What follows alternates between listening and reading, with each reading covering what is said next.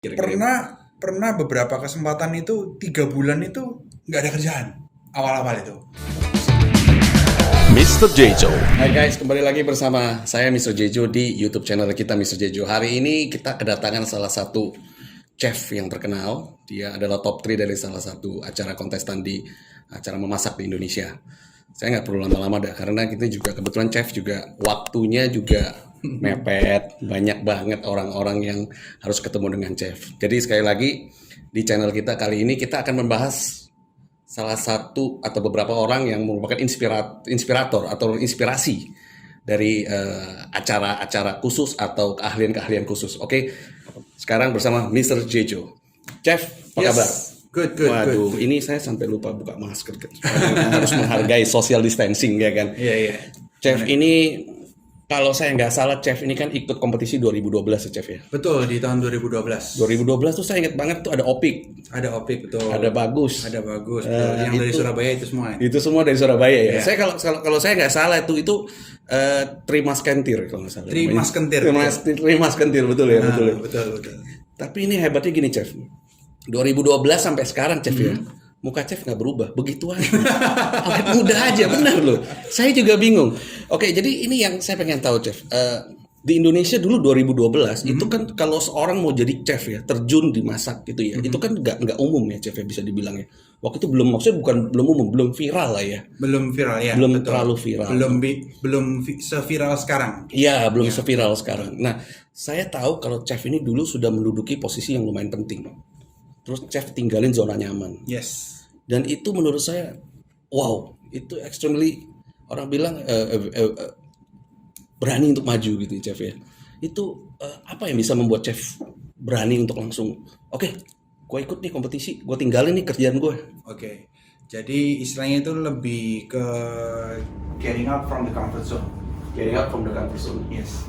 Ya, jadi getting out from the comfort zone itu memang bagi beberapa orang, ya bukan bagi beberapa orang, bagi saya sendiri pun adalah hal yang susah. Paling susah itu adalah getting out from the comfort zone. Bayangin aja kalau kita setiap hari disuruh makan enak, tiba-tiba someday, makannya sudah nggak boleh steak lagi, tapi misal makannya itu harus Yang pakai biasa-biasa, yang nasi garam yang gitu. nasi garam, nasi kecap gitu. Iya, nasi Kan kecap. itu pasti waduh, pasti kayak gitu kan. Iya, betul. Nah, itu kurang lebih sama. Jadi getting out from the comfort zone itu pastinya nggak enak. Ya, pastinya nggak enak. Saya sendiri pada tahun itu juga nggak enak ya. Cuman saya harus keluar dari comfort zone karena memang di tahun itu, saya memutuskan mau merit. Oh, itu lebih ini lagi ya. Ya. Lebih banyak istilah, banyak pertimbangan kan. Betul. Nah, cuman memang kalau untuk getting out from the comfort zone itu, apalagi kalau kita sudah mau menginjak ke jenjang yang lebih tinggi, misalnya building a family, ya kan. Jadi ini harus dikomunikasikan dulu. Ya, jadi waktu itu saya komunikasikan dengan tunangan saya at that moment, Miss Rosie. betul. Ya.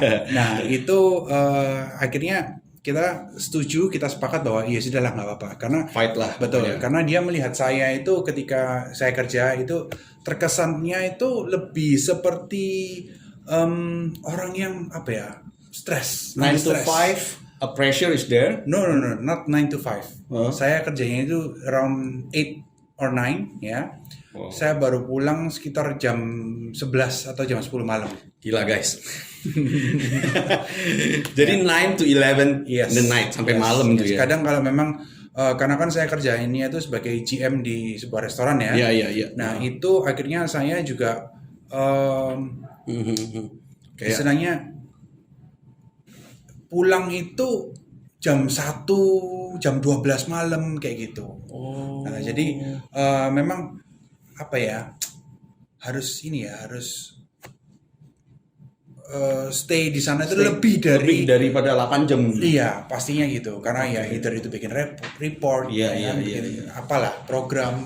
Tapi memang karena passionnya juga ada di masak ya. Iya. Lebih happy. Saya dulu bukan di masak ya. Nggak, sebelum terjun kan pasti ada passion juga ya. Oh iya.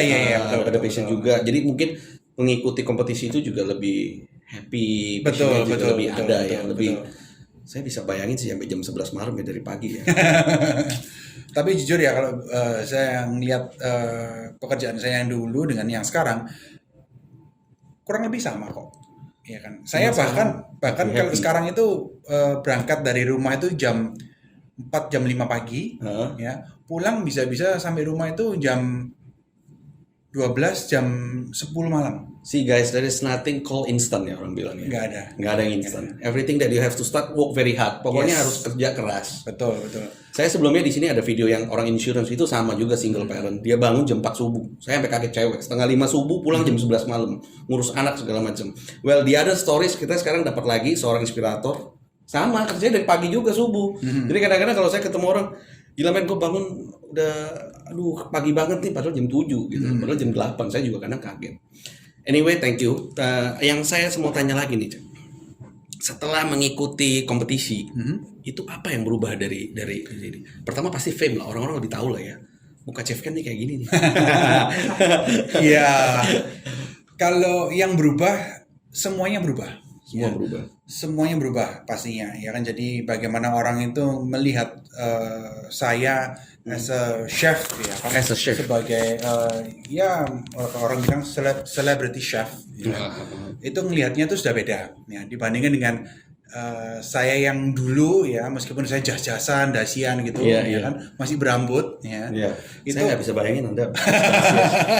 Saya nggak bisa bayangin. Oke, nah apa namanya, meskipun gitu orang lihat saya, ya pada umumnya lah, orang kantor pada umumnya siapa lo gitu loh. Iya, ya kantoran Iya, biasa lah. iya, betul. Meskipun ya kalau bisa dikatakan pada saat itu mungkin saya penghasilannya dengan awal-awal saya setelah keluar dari MasterChef, ya, mungkin bisa dikatakan masih lebih tinggi saya kerja di kantor. Dia pasti karena memulai sesuatu dari awal. Iya, betul, kan, ini ya. betul. Ya karena saya kalau setiap bulan itu sudah ada fixed income, Fixed income. ya. Tapi ketika saya keluar dari MasterChef itu Apa ini? Dapat dari mana nih bisa begitu ya kira-kira? pernah beberapa kesempatan itu 3 bulan itu nggak ada kerjaan awal-awal itu. Pusing bukan main. Pusing bukan main. Gimana men? Apa maksudnya punya pressure seperti itu ngatasinnya gimana itu? Nah, karena kan saya sendiri yang memutuskan untuk getting out from the comfort zone, ya kan. Otomatis saya sendiri dengan pasangan saya waktu itu memutuskan untuk let's work on something. Iya. Ya kan? Nah, saya masih ingat tahun itu saya mengawali karir saya terjun di dunia benar-benar masak itu sebagai private chef. Ya kan? Jadi kalau ada orang yang private party, private betul, party. ya itu panggil saya. Ya kan? Panggil saya, kita masak di rumahnya. Nah, the story is ketika kita dipanggil untuk di acara private-nya itu, mulai dari beli bahan, prepare, potong-potong, cuci-cuci, masak itu sendiri, ya kan. Belum lagi, nyuci, beli belanja bahan. nah belum lagi nanti kalau sudah datang ke rumah orang, yang angkat saya sendiri. Wah, itu yang orang nggak tahu, Chef. Nah, yang angkat saya sendiri, tata semua saya sendiri, ya kan. Sampai pulang, ya semuanya saya. Gitu. Saya sama istri saya sama ipar saya. Ini banyak orang yang nggak tahu. Kiranya kalau jadi seorang chef itu mungkin gampang. Oh ya ada yang nyediain nih apa-apa. Enggak. Men. Semua lah, bukan hanya chef ya kalau saya rasa. Iya, saya rasa bahkan untuk menjadi seorang entrepreneur yang sudah besar sekalipun, You have to pasti start ada from below yes. ya. Dari bawah benar-benar tahu semuanya Betul ya istilahnya. Nah ini penting nih. Soalnya banyak orang yang mikir, oh ya dia udah terkenal nih. Ya, well there is always a success story. Yes. Betul kan? Dan ini buat kalian guys. Jadi kalian perlu tahu juga. Ini bahwa itu nggak gampang. Semua mulai dari bawah. Ada kesulitannya sendiri. Step by step ya, Chef Betul, ya. betul. Oke, terus, nah ini nih Chef. Pernah nggak Chef, as a chef ya, masak gitu ya, punya kegagalan taste gitu? Oh, of course. Pasti ya. Definitely. Ya gini, saya di MasterChef itu terkenal dengan orang yang masuk ke pressure test itu paling banyak. Ya, mungkin for the entire history di MasterChef Indonesia itu predikatnya masih saya pegang. Sampai sekarang. Sampai sekarang.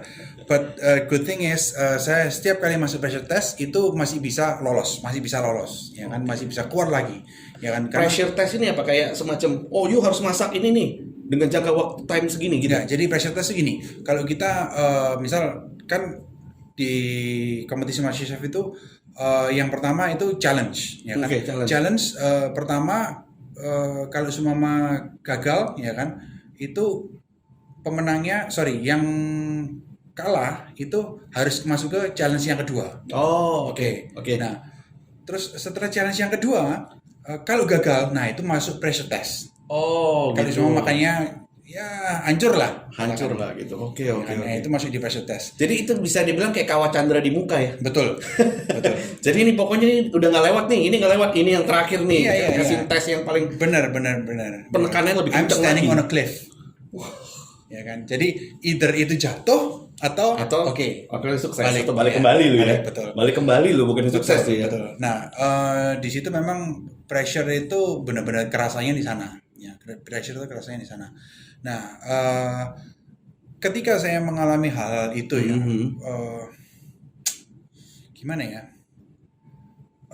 Keinginan untuk menyerah itu pasti ada. Pasti. Ya kan? Keinginan untuk menyerah itu pasti ada. Tapi somehow ya saya nggak tahu, by God's grace maybe itu selalu Ada balik lagi. Iya. Jadi istilahnya gini ya, Tuhan itu asal kita niat berdoa itu ada aja jalannya. Betul. Selalu ada aja jalannya. Betul. Saya sempat sebelum interview ini, of course saya pasti mempelajari dulu kan, interview Chef Ken kan. Saya cuma dalam hati cuma mikir gini, gila ini orang dulunya GM men. Dia berani keluar begini itu it's something bener loh menurut saya ya, itu nggak semua orang mau gitu loh. Dan dari situ juga saya belajar bahwa gini Chef. Kan saya nonton beberapa episode yang ada tuh yang Bang Bagus sama Opi kan Chef top 3 ya kalau nggak salah di season 2 waktu itu ya kan. Betul. Saat untuk menjadi top itu kan kalau tadi Chef bilang kan ada di pressure test. Terus bisa ke top 3. Iya. Saya kadang bingung kalau nonton acaranya itu kan kadang kayak yang you milih bahannya nih. Terserah lu mau masak apa, betul kan ya? Itu kadang kalau pas dimikirin bahan gitu Chef langsung kepikiran nih kayak saya mau masak apa gitu. Enggak ya Chef ya? Jujur ya, salah satu downfall-nya itu ketika kan kita berusaha untuk mempersiapkan diri kita. Betul. Ya kan? Oh, nanti aku pingin masak ini, bumbunya ini semua. Iya, Oke, disiapin, bikin strategi ya lah, apa segala macam lah. Kalau kita ngomong orang bisnis udah itu, siap nih, pokoknya plan-nya bisnis nih. model canvasnya itu, marketing plan-nya itu, strategi plan-nya itu, di Bisnis tata plan semua. udah Betul. ada, marketing plan sudah ada. Dar, COVID masuk, udah mati. Ya sama. Iya. Ya kan? Nah, hancur semua. Jadi semua, begitu masuk ke galeri Master Chef, oke, pantry-nya dibuka, cret. Lah, bahannya ini nggak Nah, ada. iya tuh, gimana kan? tuh? Tiba-tiba juga, oke, tantangan kamu hari ini, misal katakan, harus daging kambing. Wah, kambing gimana cara ngolahnya? Makan aja juga enggak waktu itu. Oke. Ya kan? Nah, pusing gitu loh, pusing. Nah, akhirnya karena sudah berulang kali mengalami ritme yang seperti itu, terlalu banyak mikir, hancur. Banyak mikir, hancur. Iya. Udah nggak usah mikir. Pokoknya yang ada di depan gua garap gitu. Betul. Tapi saya prinsipnya gini, makan itu kan ada beberapa faktor. Kalau untuk bikin makanan itu ada beberapa faktor. Salah satunya komponen utama itu bahan utamanya apa, ya kan? Nah, bahan utama ini nanti disajikan dengan side dish apa. Oke. Ya kan, bumbu sausnya mau seperti apa. Nah, jadi saya hanya mempelajari itu. Oke, kalau semua ayam, misal side dishnya boleh pakai nasi, boleh pakai misal sayuran, boleh pakai mie, ya kan.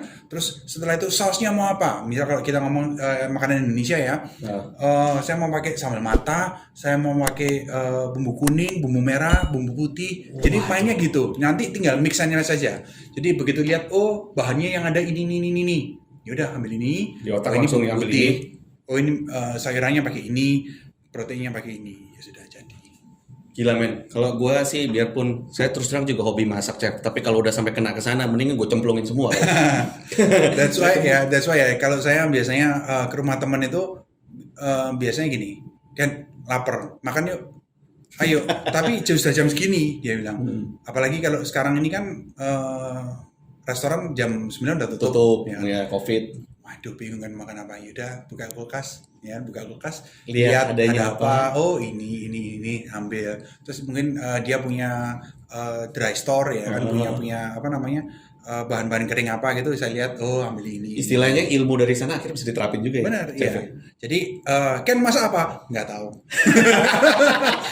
Nggak tahu. Jadi kalau ditanya hari ini kita masak, malam ini kita masak apa, perut gue lapar, lu suruh masakin, lu bisa masak apa? Nggak tahu, ntar aja lihat dulu Paling bahan gini, lu punya kulkas. apa ayam ya? Kita makan Iya, ayam. kita Oke, ini saya ada lihat beberapa kali di Instagramnya Chef. Di Instagram Chef kan ada tuh beberapa kali pertanyaan. Jadi kalau di rumah yang masak sebenarnya banyak kan siapa? Istri apa suami nih? Chef apa Miss Rosie yang menjadikan masak nih? Saya pernah lihat di Instagram sekali, lucu banget itu ya. Yang pasti ya tentunya saya. Oh, oke. Tentunya saya. Karena saya dengan Rosie itu ada agreement. Oke. Agreement yang kita punyai itu sejak kita kuliah. Oke. Dia kan adik kelas saya nih. Wah, adik kelas nih. Berarti ini dulu kakak kelas. Oke. Ya, jadi dia kan adik kelas saya. Jadi waktu itu saya masih ingat ya, waktu kita masak bareng itu potongan itu kalau saya karena saya sudah belajar Cara cut and slice. ya, gitu betul, ya. slice-nya seperti ini, ukurannya seperti ini. Nah, ketika masak itu pun saya terapin. Nah, sedangkan dia itu karena belum belajar ke sana, dia adik kelas saya. Adik kelas ya.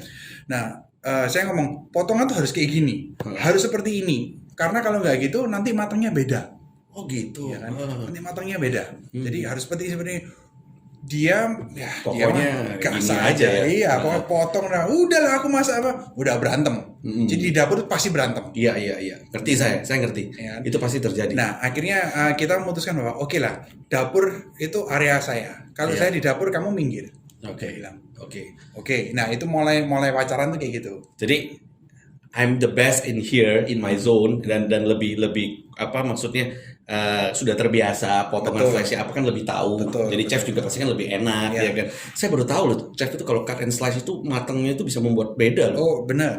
Jadi setiap ukuran itu harus sama, itu ada istilahnya ada fungsinya. Oh gitu. Ya kan? Jadi kalau semama dimasukin timingnya harus sama, ya kan? Potongan harus sama supaya apa? Nanti pada saat matang itu sama. Hasilnya beda. Oh, baru tahu guys. Saya selama ini pokoknya kalau daging masak dipotong ya cemplungin. Sudah matang ya tinggal dimakan. Iya kan? Tapi itu beda gini. Itu bedanya kalau makanan Indonesia kayak gitu.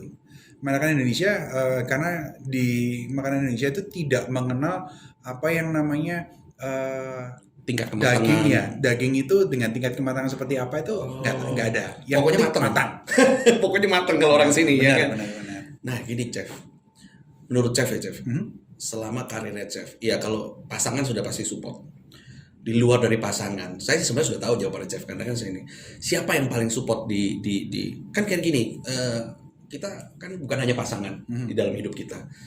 Siapa yang paling worried dan paling support istilah gini, aduh kamu tuh udah posisi GM bro, kamu udah posisi GM nih chef.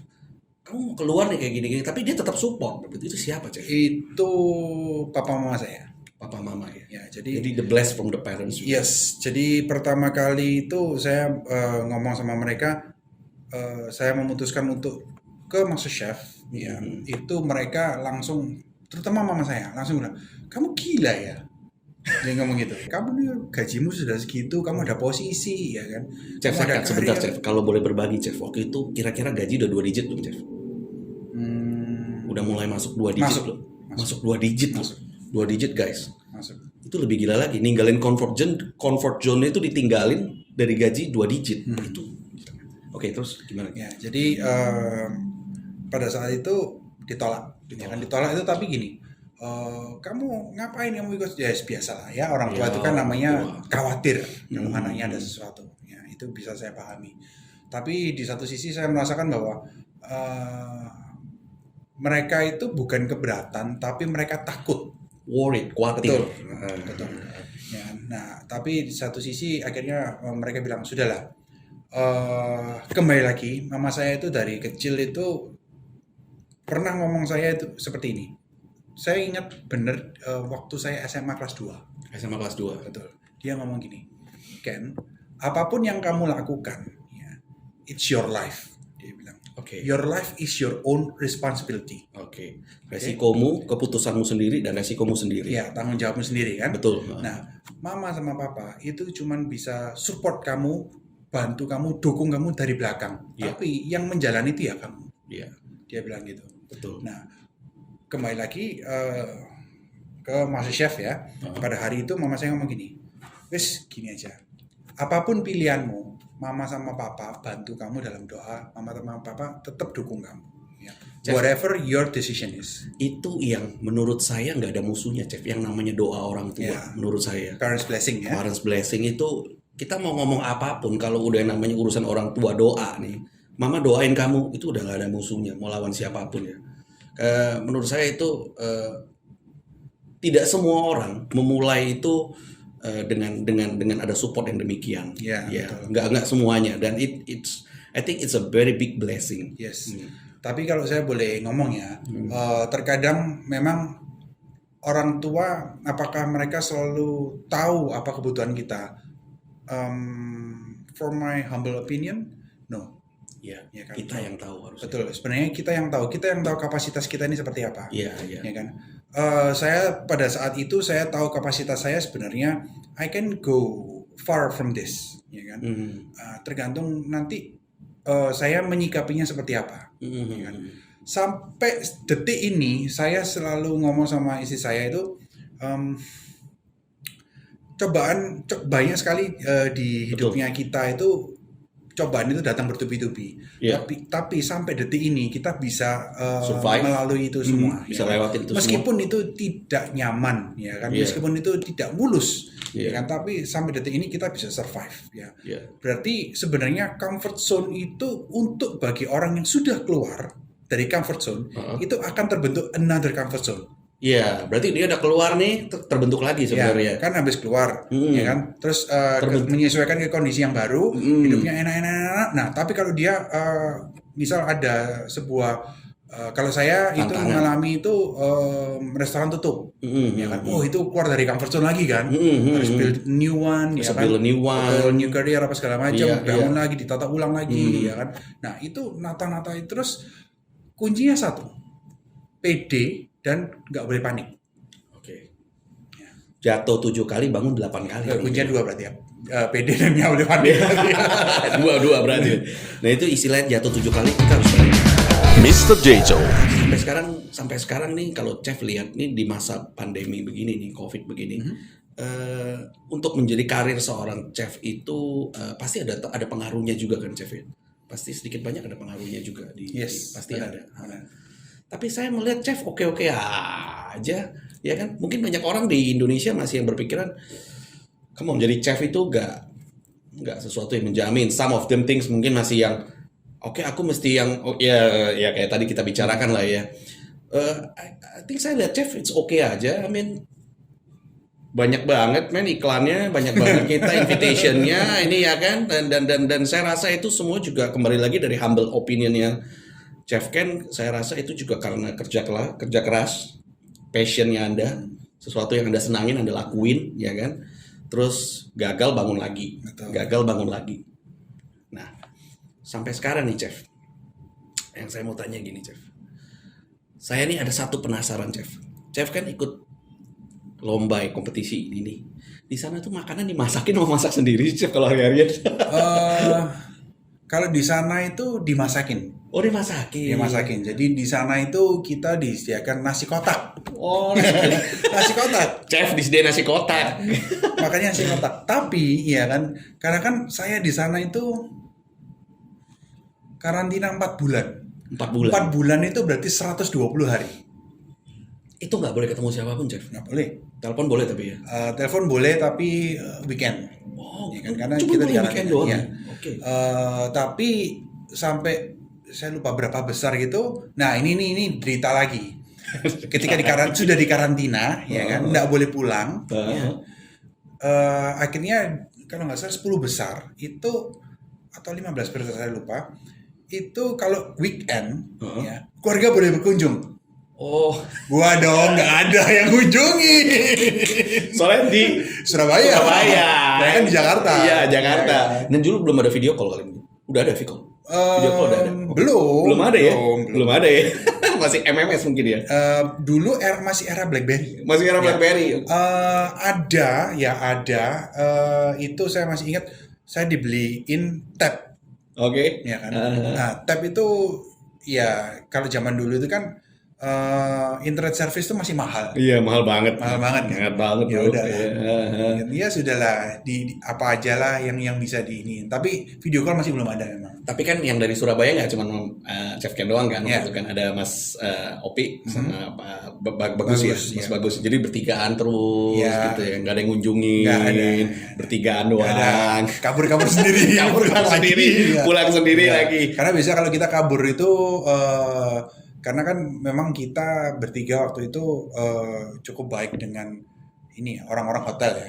Jadi ketika ada mau kabur gitu, orang hotel bilang gini, Mas tunggu dulu, jangan kabur dulu. Loh, kenapa? Ada panitia ini di belakang. Oh iya. Nah biasanya kalau kita kabur tuh apa? Ya either itu beli mie, beli apa? Karena bosen makannya nasi kotak mulu. Oh, sekarang udah kejawab nih pertanyaan sekarang. Nasi kotak men. Nasi kotak mulu. Saya pikir tuh ya kalau di sana tuh jadi masakin yang enak atau masak sendiri sediain bahannya gitu. Enggak. Nasi Ya kotak kan? berarti. Kalau tahun saya top 10 itu baru di kamar ya di kamar apartemennya itu baru disediain kompor. Sebelum itu nggak boleh ada kompor. Oh iya, karena takutnya disuruh latihan sendiri kali ya. Iya, jadi kan memang kita kalau tahun saya itu di push orang benar-benar oke, kamu harus langsung. Oke, langsung tiba-tiba pokoknya ide nongol gitu Iya. kan. Oke, sebelum kita tutup nih Chef. Buat apa sih pesan yang paling penting? Ini kan sekarang saya ini banyak terima info dari beberapa pertanyaan dari anak-anak yang sekolah di sekolahan ya masak lah, ambil jurusan tata boga kalau Indonesianya. Itu mereka sebenarnya kalau saya dari tanya-tanya ke mereka nih, mereka tuh kayak yang aduh iya ini sebenarnya kalau saya udah ngambil lulus saya nggak tahu mau jadi apa. Maksudnya saya mau jadi chef sih gitu loh, tapi apakah menjamin nggak ya hidupnya? Nah itu kan sudah kejawab tadi dari chef. Cuma yang paling penting selain doa dan kerja keras, apa yang bisa chef sampaikan untuk seorang mau ngambil karir sebagai seorang chef supaya dia istilahnya come on jangan berhenti tengah jalan ya kan, itu yang paling penting apa? Saya punya saya punya kelebihan itu ya. Itu kalau istri saya bilang itu karena satu faktor kalau saya ya. Dan itu saya pikir-pikir, kalau saya pikir lagi ya mungkin itu benar. Yang saya punya yang mungkin lebih dari beberapa orang ya, mungkin ada yang melebihi saya juga pasti ada. Unik lah ya, uniknya ya. Yang pasti kalau dari saya itu persistence and gigih ya, perseverance. Oke. Ya. Dua hal itu.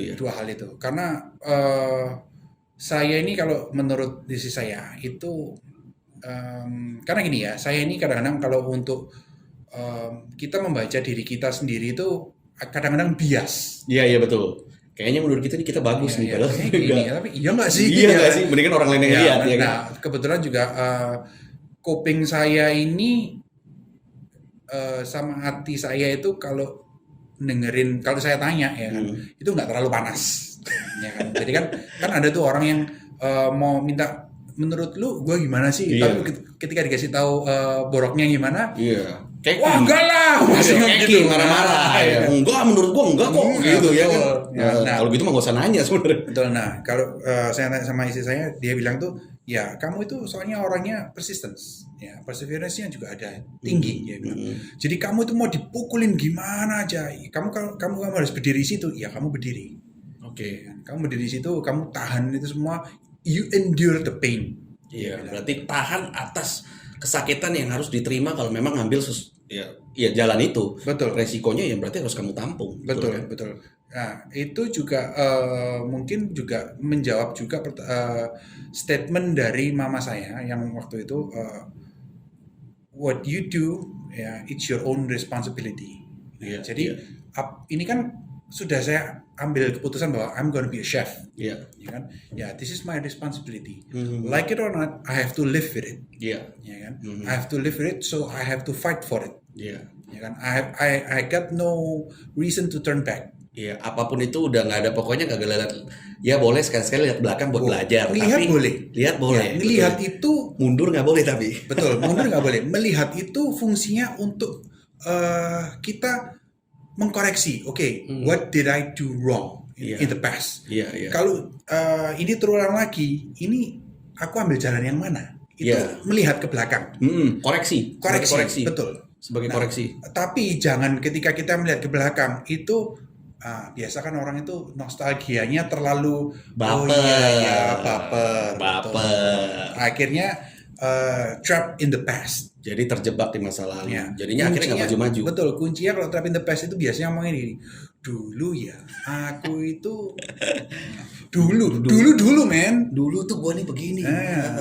Dulu nggak ada COVID. Dulu nggak ada COVID. Nggak ada dulu. Iya, sekarang ada. Sekarang banyak.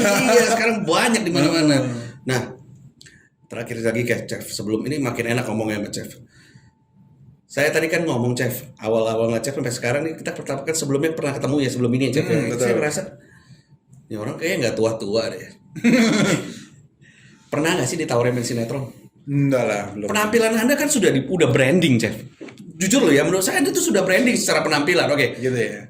Jenggotnya khusus nih. Gengiskan gitu. Iya, jeniskan. Terus gini, saya juga tahu Anda kan juga penggemar tato kan, ya kan sama Mas Bagus sama Mas Opik juga. Terus dengan kepala yang pelontos, enggak pernah tawarin sinetron apa, Chef? Pasti pernah lah, Chef. Sinetron belum lah. Belum ya? Belum lah kalau sinetron. Habis ini kan mungkin Chef. FTV. Habis ini MTV gitu ya. Iya. Tapi ada nggak misalnya kalau ditawarin nih, Chef, kamu ikutlah main sinetron. Saya kan ngeliat foto Chef nih yang 2012 tuh waktu sama trio Mas Kentir itu. Iya, terima kasih. Kan pakai bandana tuh Chef. Iya. Iya kan? Saya lihat jujur ya. Ini kalau jadi bosnya preman sih boleh juga deh. Ini Bang Napi. Iya, Bang Napi gitu.